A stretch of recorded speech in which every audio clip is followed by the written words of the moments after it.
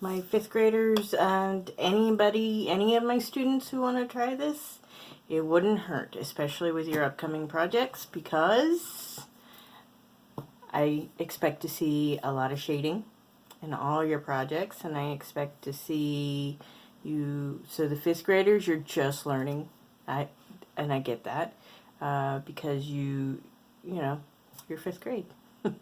So you're just learning this, but it is going to be good for you to practice. So this is the assignment, but it is also your beginning to understand for your next project, which I did post a picture of your next project, which will include the concepts of this. So this is the example I did this last year for shape, not necessarily for this project, but because I'm so far along in it, I am using it this year to push myself to finish it. When I have so many projects, some things get left behind. This was one of those that got left behind. So that is your next project, is to come up with combining your sphere, your cube, your cylinder, and your pyramid into something creative, and then applying the concepts of the shading. So what we need to understand before we start these is that any object that you see, whether it be a cup, whether it be a ball, cube, cylinder, anything you're looking at, it stems off from these shapes. Okay? And so if you can understand how light hits these, then you can work toward applying it to the cup, to the water bottles, if you will. So when we did shape in space, I had you looking at the shape of the shadow. And in order to create the space, then would reference the water bottle or whatever you were looking at. It's a hard concept. It's hard for a lot of adults to not just look at the object, but to look at the area around an object and go, oh, I can see the area around it. That's a very hard concept. So you guys, as much as you moaned and groaned at me, you did a phenomenal job. It was not easy. So you need to be proud of yourselves. I'm proud of you. So we're going to start with understanding how the light hits these objects, and then I will go into shading the objects. And shading is the action of using value. So value is from white to black, all the shades in between, right? So it's a big long line of every possible shade from white to black. As I've said before, if you're using a color scale, it's a hue. So a color scale would be from white to the darkest hue of that color. So some of you are going to make a comment about that because you already made comments about one of the things in the other videos, but that's okay. Lets me know you're listening. Okay, so I'm going to put you down on the paper. Okay. All right. So I can show you what I mean when I say, all right, I'm really sorry about that. Well, some comic relief. That's some comic relief there. All right. I gotta get that, I gotta figure out how to keep that from happening, but we'll see what we can do here. Alright, so we've got the paper, and what I'm going to do is instead of trying, because this is such an informative piece of information and something you're really going to have to really focus on, I really want to be able to go through this with you. So, a light source. You can have multiple light sources. So for example, right now I have multiple light sources. So if you look at the shadow on the paper, it actually looks like I have shadows going in different directions. So if you look right there, looks like I have a shadow going that way. That tells me there's multiple light sources. If there's shadows going in multiple directions, there's multiple light sources. And it looks like it's coming this way as well. So I do have 2 light sources going on. I have one to the right and one to the left, so that the video is lit up well enough for you guys to be able to see. But for all rights and purposes in art, we usually tend to use one light source to keep things focused. But it can be interesting down the road as you understand your light source to play with multiple light sources. Okay, so we are doing a sphere, or in this instance right now, it's just a circle. And then we're doing a cube, right?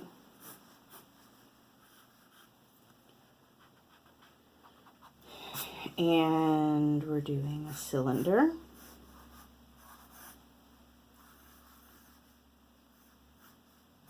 None of these are going to be perfect, guys. It's just not going to happen.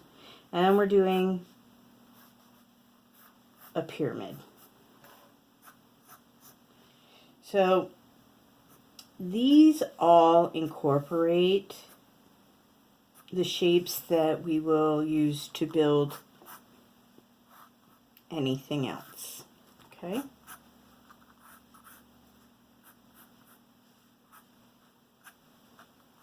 Okay, so we're going to choose a light source. I'm going to go from this direction.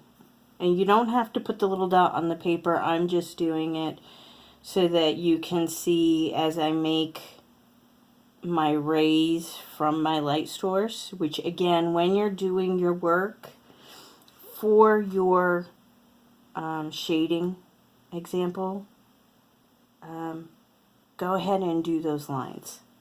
Do them lightly. Okay?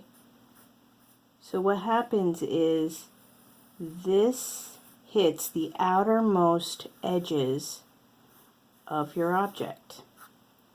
If you come down through the center of that angle of light, you're going to get where that light hits on your object. That is the lightest point, the most direct spot that light is hitting that object.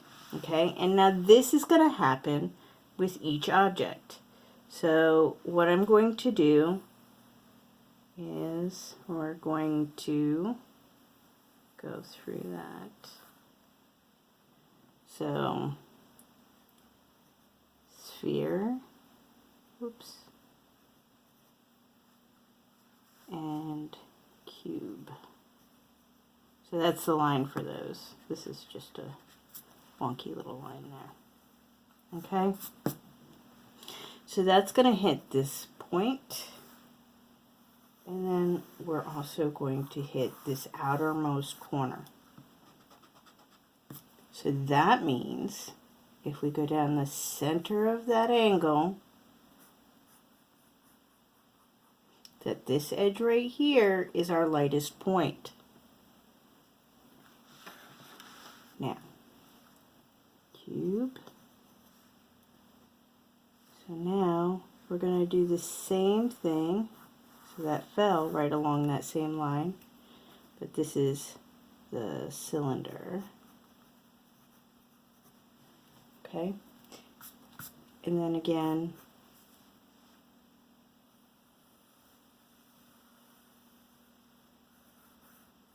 we're going to do that.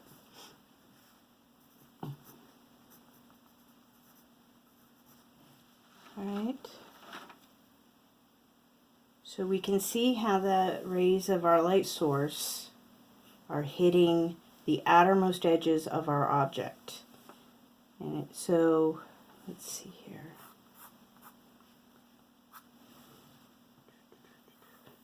I lined that up well, not meaning to. So then this would be the pyramid down here. Okay. And then, oh, we didn't do our center line. Our center line is going to hit right in here. So I'm going to explain why I'm going in just a second on these just a little bit, where I'm not doing that so much on this. The cube and the pyramid, kind of, they're flat surfaces, so they're going to be shaded differently than the cylinder and the sphere. But the cylinder is a combination of the cube and the sphere, and the pyramid, believe it or not, is a combination of the cube and the cylinder. So, yeah, hopefully you'll understand it after I'm done. Okay. So again, if we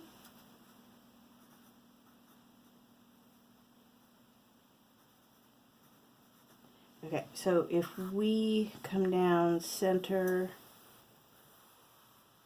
of that makes that your lightest side, okay? All right, so that's how your light source is going to hit your object. So let me try and get this. I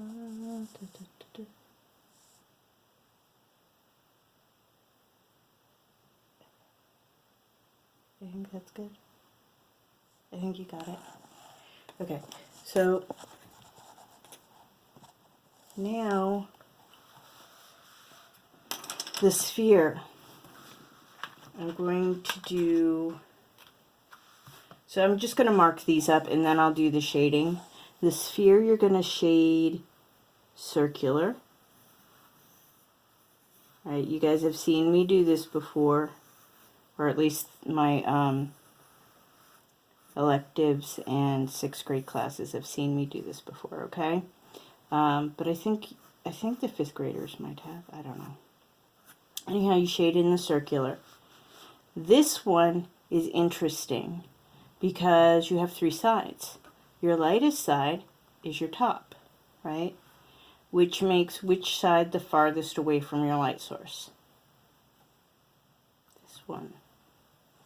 So, what we need to do is, what happens is, of course, as farther away from the light you get, the darker it gets.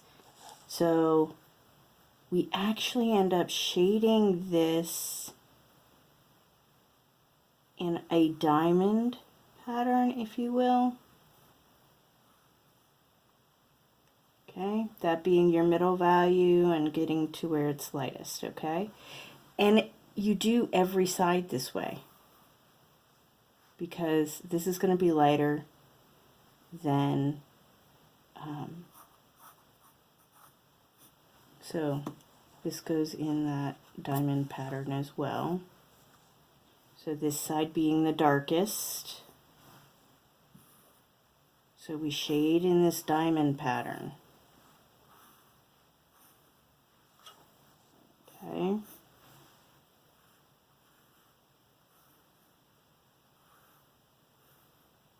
Middle value. So that would be like your HB pencil, middle of the road, but you don't start there. You always start at your lightest point. So always go from light back to creating those scales, guys.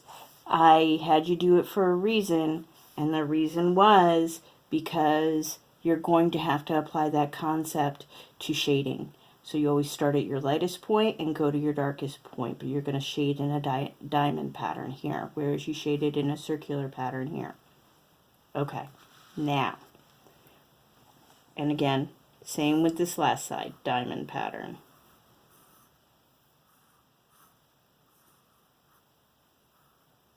Okay. The cylinder has the straight sides. Okay. So that means the light's going to hit, but it's round, like the sphere. The top is flat. So what happens is the light is going to hit here, creating our lightest point, and we shade that. In a circular surface, there is what is called a reflective light.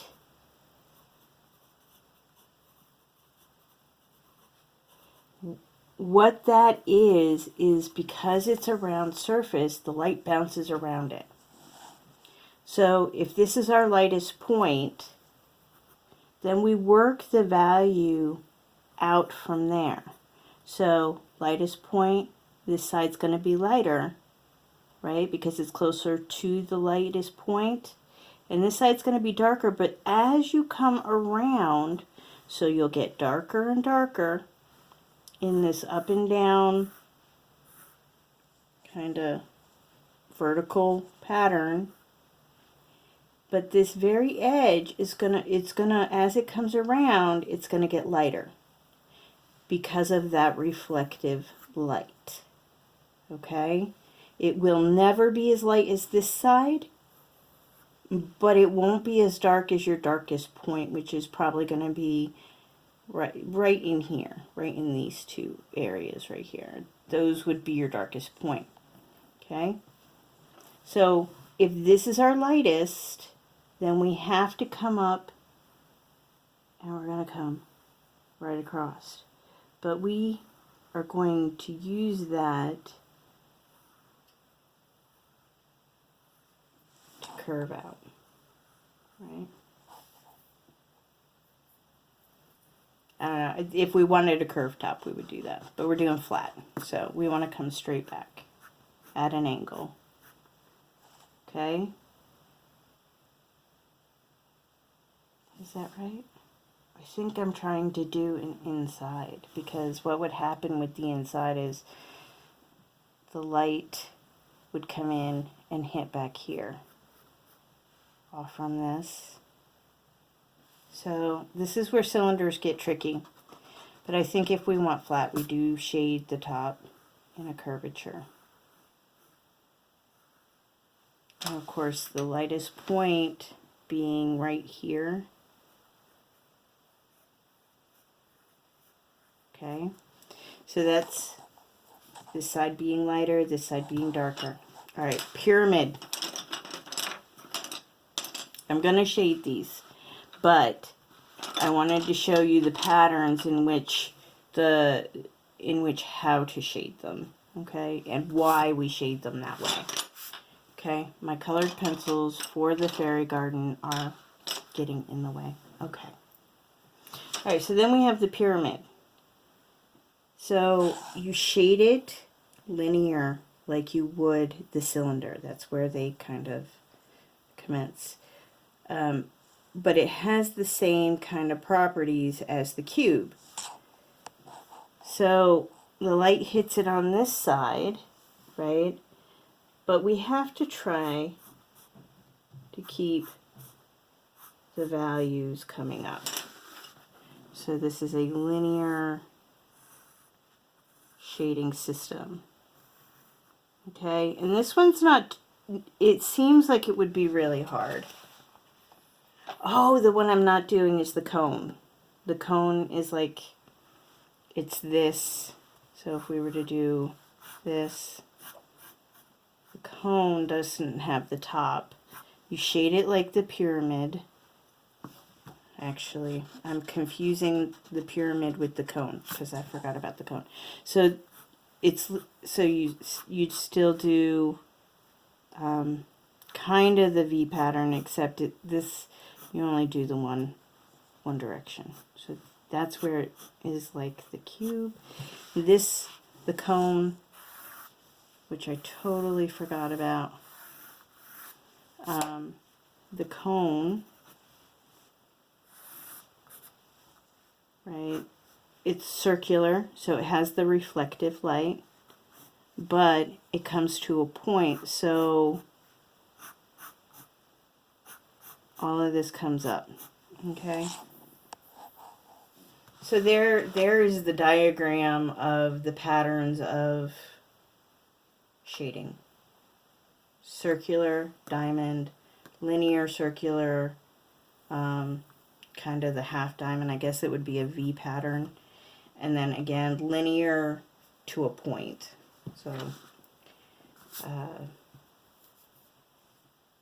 there is your shading patterns. Okay, so let me do this. Okay.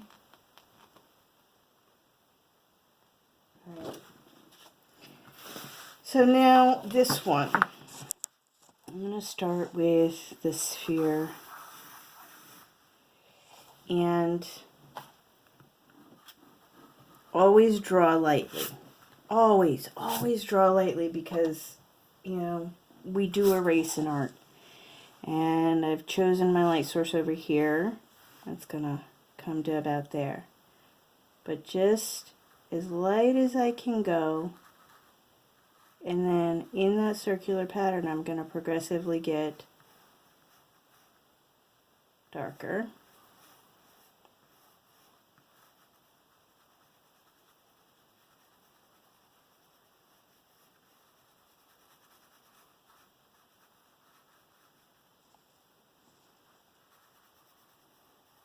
Okay, and eventually you won't keep coming up around here, because that's going to be lighter. You're still going to go in that circular pattern, but as, again, you move away from that light source, the darker it's going to get.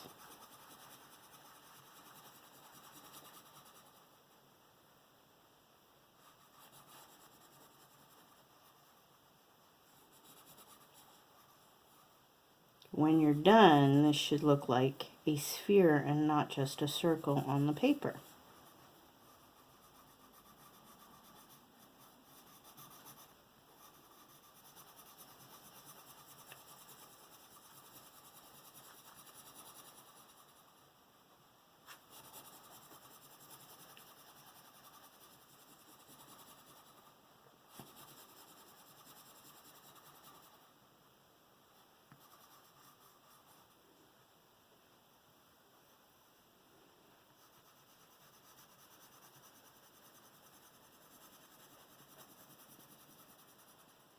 So you guys see how that value scale is working with this?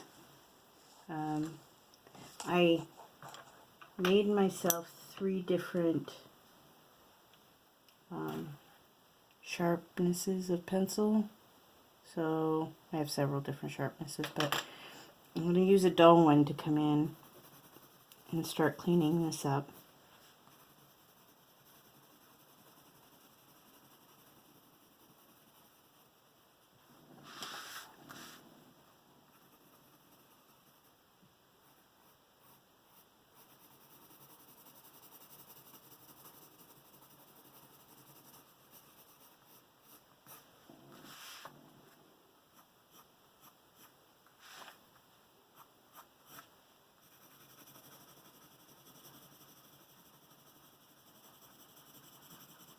And again, the more you control, the better your result will be. But again, I am trying to rush so that the video isn't super long. This is already going to be long because of the nature of the lesson.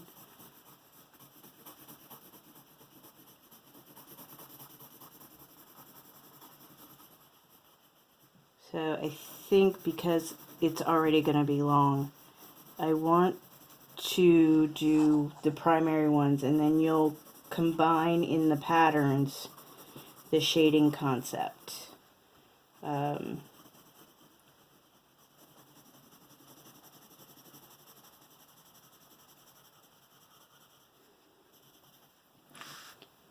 Okay.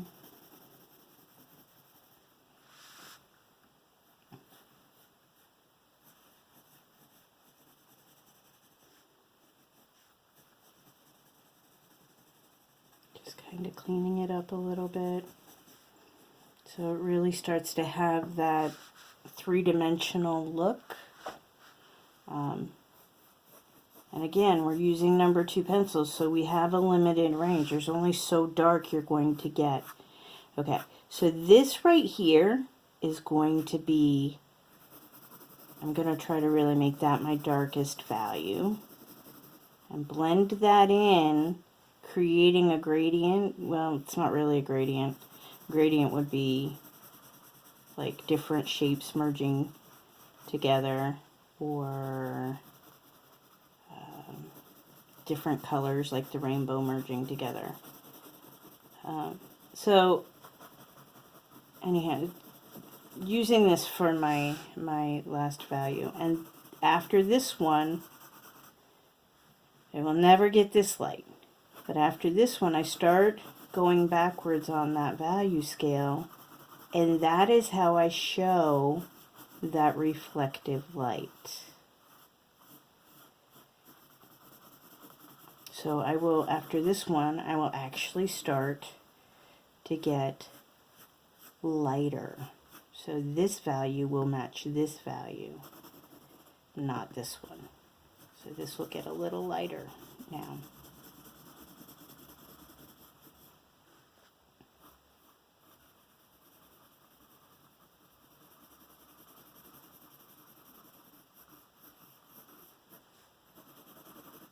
And then this one gets a little lighter. Okay, so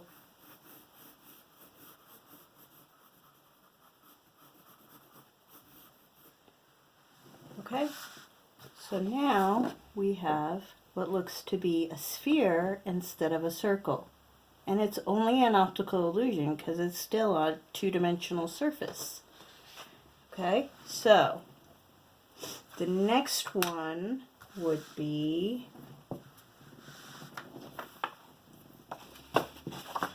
the cube. So let's go ahead and do the cube.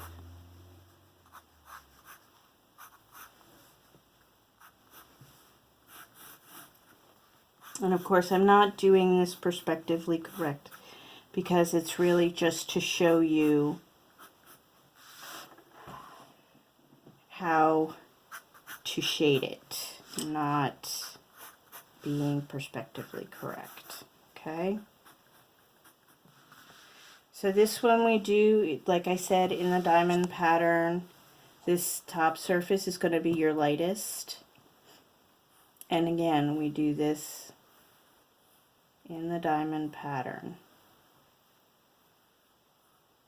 Okay. This being my lightest side, so I want to be very light about this. And then I'll get a little darker.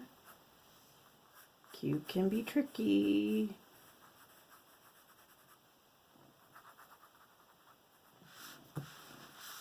But you guys got this.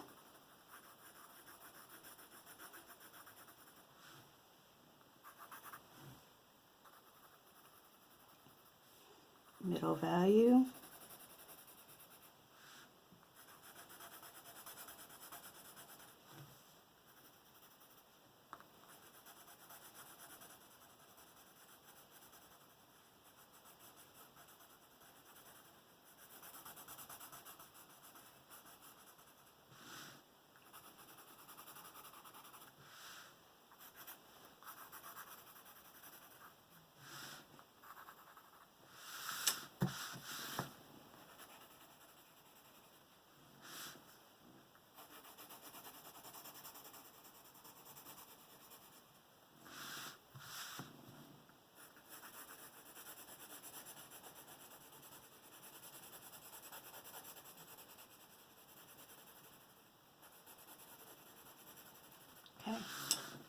That's the top.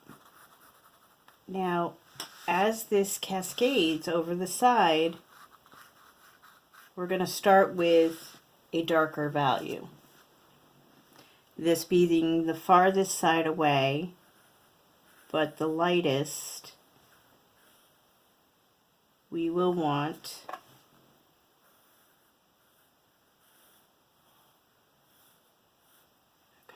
to create, so we want to start this darker,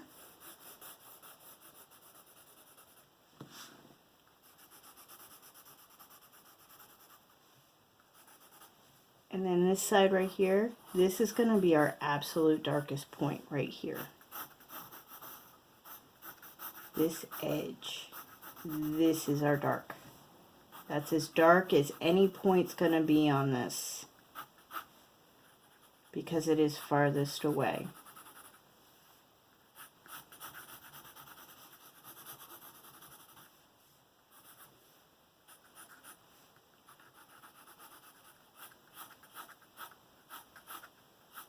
So the value scale in here is a very